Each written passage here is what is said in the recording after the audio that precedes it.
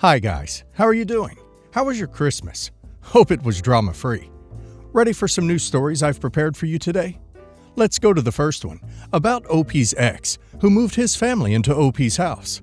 Listen to the story, guys, to find out how OP behaved in this situation, and of course to hear my insights. Enjoy the stories, and don't forget to like and subscribe, and of course, don't forget to leave a comment.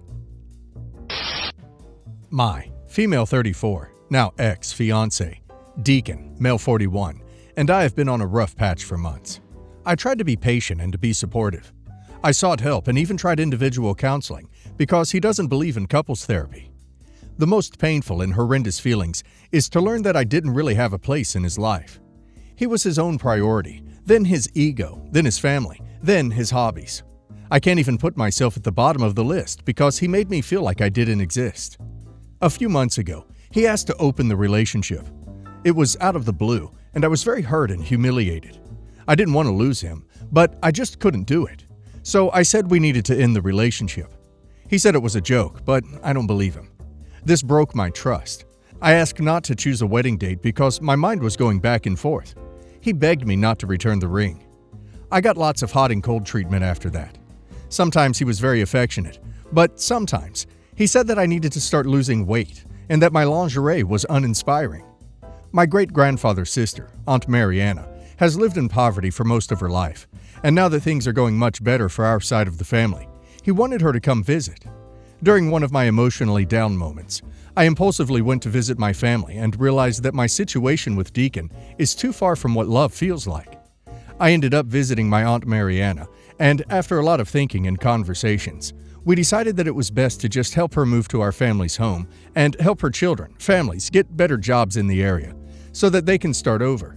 I got lots of grief from Deacon for this, and at one point, he demanded to see all my expenses, despite us having separate finances related to helping my family. I was outraged and cried, and he yelled at me for it. I put my house out for sale thinking that I needed to make a decision and that the house is way too big for me and my kids. He was dead against it, but it's my property, and I wanted the money for a college fund and to follow advice from my best friend who said my relationship triggered her alarms and that I needed to get rid of things tying me down in case I needed to leave, and since my family lives on the opposite side of the country. Last fall, while I already had an interested buyer, he brought mother-in-law, sister-in-law with kids, and his brother for an emergency sleepover. As a backstory, they were living with some relatives and got kicked out. The overnight thing turned into months of drama, and it built resentment. I sent my kids to my family, as I planned to spend the holidays away after the school semester was done, and he only talked about using my kids' bedrooms for his family. I didn't agree. Also, I was very uncomfortable leaving for Christmas and letting his family take over the house. The house was sold, and I didn't tell him because he would start a fight, and because I thought I would spend the holidays with my family and decide whether to come back and rent a place or move away from his family. The more I was exposed to his family, the more I thought about not wanting them near my kids. They give each other the silent treatment, are entitled and rude. Mother-in-law and sister-in-law almost got physical fighting over a pack of cigarettes. He would not tell me about a definitive date for them to leave, and I had to fight to keep them from spreading into some of my unused bedrooms. I know that selling the house without telling him that the closing date was completed wasn't a good thing. I know it was wrong. The buyer and my lawyer negotiated enough time for me to empty my house, so I was thinking of just putting everything in a storage unit and coming back and making a decision. He said he was going to spend a week with an aunt and was taking his family. 10 days had passed and I started worrying. He kept pushing his return date. After 2 weeks, I got really nervous and went into his family member's profile. To my surprise, he and his family had engaged in a road trip. I saw pictures of 2 of his aunts and people commenting on their long-awaited family trip. I called him and he lied to my face and said those were old pictures. I sent him screen captures of his cousin's check-ins and he didn't reply until hours later and treated me like I'm some dark and negative force trying to keep him from his family. He never addressed that I was completely kept in the dark about their plans and excluded and told me to leave it at that because I was ruining his mood. I canceled my plans of renting a place. I thought we would have a much-needed sit-down and have a talk about his family, boundaries, and a new living situation. His family staying over were interfering with my ability to completely empty the house because their stay was for an initial single night. He does have a place, studio, and it's not my problem that he hates it. I called the movers and shipped everything to where my family lives, gave the new owner the keys, and left Deacons and his family's belongings in a storage unit. He talks so much crap about my aunt, whom he doesn't even know, and her children, who are hardworking human beings, and I wanted him to feel what it's like to have his own family disrespected and scorned, just like he did to me. So after all that rage, I guess I'm sobering up. I'm angry because I feel unloved. He called me and sounded anxious and was talking at 4K words per mile. I'd never heard him like this. He said I ruined his family's Christmas. They arrived on the 23rd and I was already gone, and that they were crowded at his place. He went to the house and couldn't get in, and called, and I told him what I'd done. He yelled at me for it. Was I the a-hole here? He says I'm scarring his family. I still need to fly back after Christmas to finish off some documents and transferring services, but I don't want to see him. Am I the a-hole? Leeches deserve to be put out on the streets. OP should have kicked them out the day after they arrived. OP has done absolutely nothing wrong. I think she should block him and all of his family and stop communicating with him. OP did what was right for her and her children. Selling the house without his knowledge was the smart move, and him and his family taking a trip without OP was the best possible Christmas present they could give OP. And now let's see if the community agrees with me. Unusual Potato says, "Not the a-hole. Well played. Serves their leeching butts right. You're only the a-hole for staying with this guy and putting up with his crap." Shishimi88 says, "Not the a-hole. Have a friend or police escort you when you go back for closing and other stuff. Block him and move on." Just a Redditor 85 says, "Not the a-hole. You did what you needed to do to take care of yourself and your family. He didn't love you. He only loved your house because he could get a use out of it." 20 years ago, my dad died. His will left his personal items to my brother, Tom, and me. I asked Tom to go with me to pick up whatever he wanted from Dad's estate, but Tom said he was not interested. There was very little worth taking. I gave Tom a few items anyway, and kept 4 paintings, originally done by our grandfather, and a desk. That was it. Months later, Tom moved in with his new love, Sue.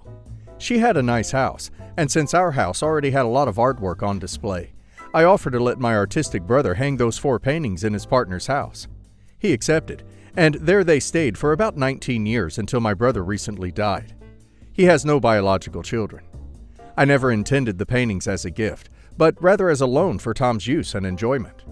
My designation, semi-official role in the family, has been as keeper of family heirlooms, mostly china, crystal, and art, and that matters to me. After Tom died, I asked Sue for the paintings back because they were mine, and they were in fact treasured family heirlooms of modest monetary value. She refused because she liked them and was used to seeing them on her wall. Sue clearly assumes that I gave them to my brother in the legal sense, and thus she has inherited them, giving her the decider role. In my state, a donor must intend an item to be a gift for it to become one, and the length of time someone has possession of an item does not transform it into a gift. I've explained all this to Sue, as well as my conviction that they ultimately belong with my adult daughters, who do want these paintings, as part of their family legacy. My brother was very close to me and my family. I would pick him up and bring him to our house frequently his last year, both out of love for Tom, and also to provide respite from caregiving for Sue. She was a loving partner to Tom. However, I am outraged that Sue feels entitled to keep these landscape paintings that A, are mine, and B, have no intrinsic meaning to her, but have great sentimental value to me and my children. She kept all of my brother's own paintings to remember him by. Sue has mild hoarder tendencies, and that may play a role in her position. Am I the a-hole here because I plan to take her to small claims court to get back what I believe to be legal and ethically mine? Sue has cut off all contact. That's okay with me, but I see legal action as my only remaining recourse. Well, OP says that he lent them to his brother, but I personally think that pictures are a strange thing to be lending. Also, it was in her house for 19 years, so to me, if a thing was in my house for that long, I would think it belongs to me. Wouldn't you guys? If OP really wanted them, he wouldn't have given them away. And I truly do not believe any court will make her give up the paintings, considering she has been in possession of it for 19 years.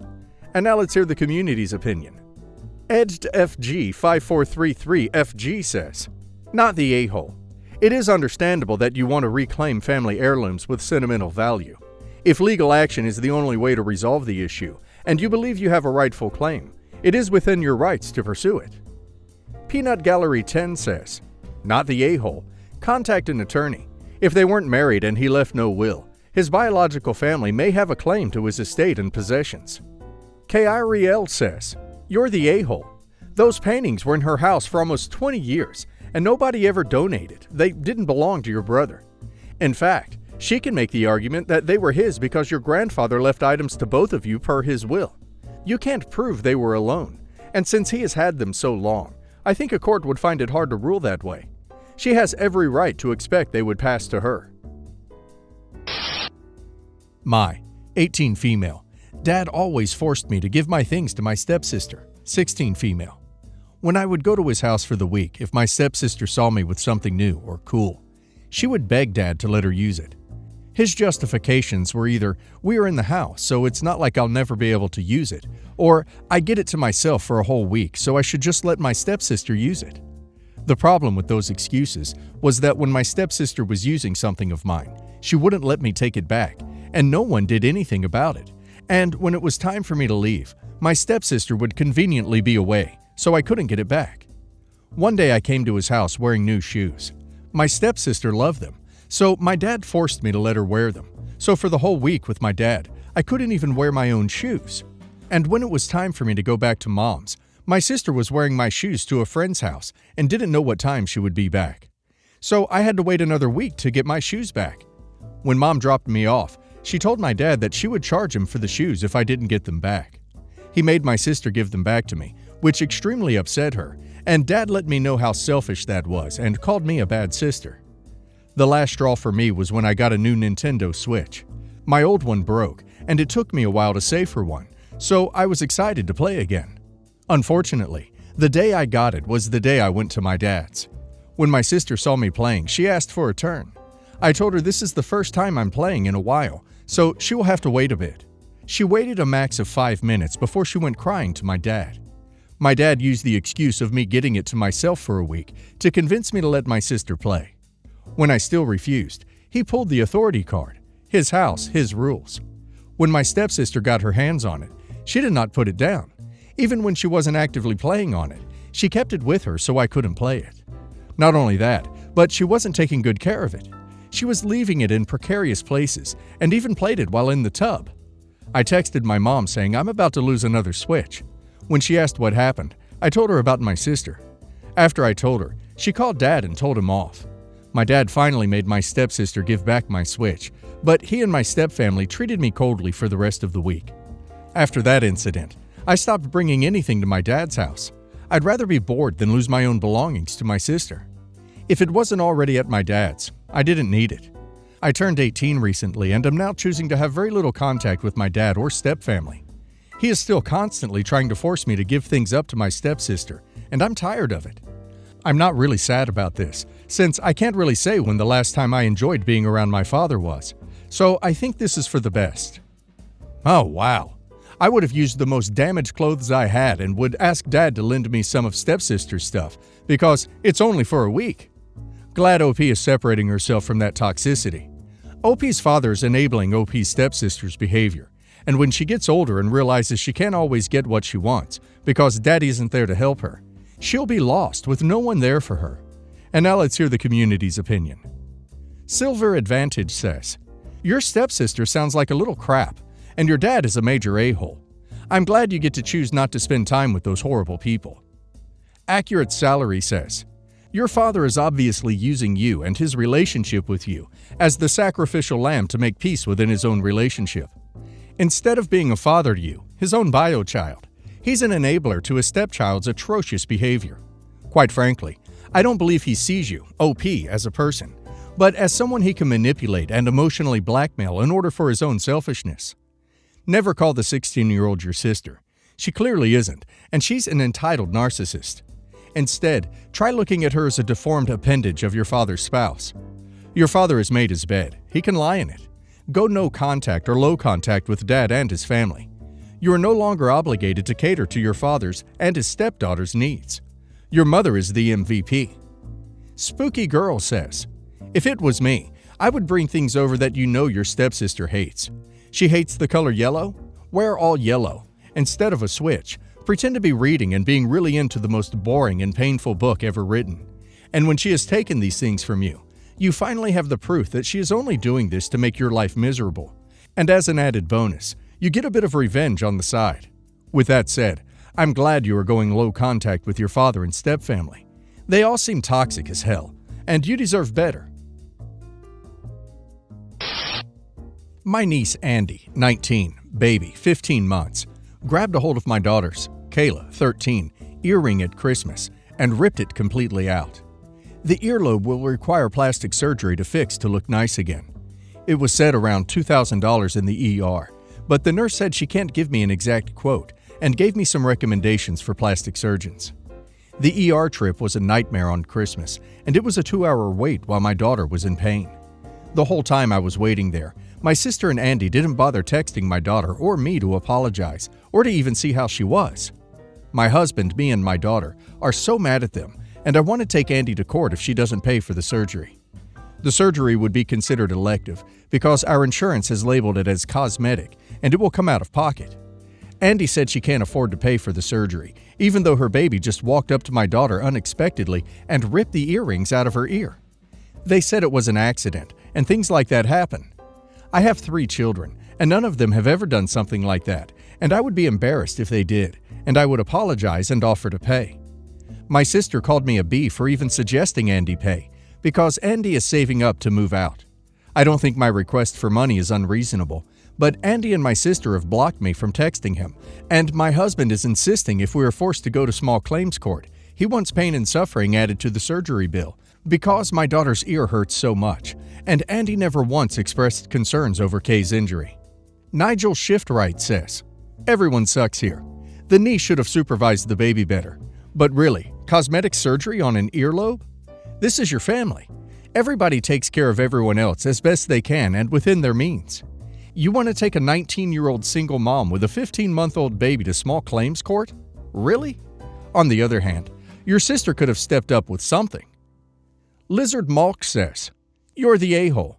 Maybe your 13-year-old isn't mature enough to have piercings if she can't prevent a baby from ripping them out. I mean, if you think a 15-month-old is mature enough to be able to differentiate between right and wrong, then obviously it goes both ways, and your 13-year-old daughter should know not to let babies near delicate piercings or jewelry, right? It was an accident, and accidents happen. Expecting a teenaged parent to be able to pay for a cosmetic surgery, because that is what it is kind of ridiculous. No good person would do that." Fairy Type Faye says, "Not the a-hole. Just because it was an accident doesn't mean your niece isn't at fault for not watching her baby.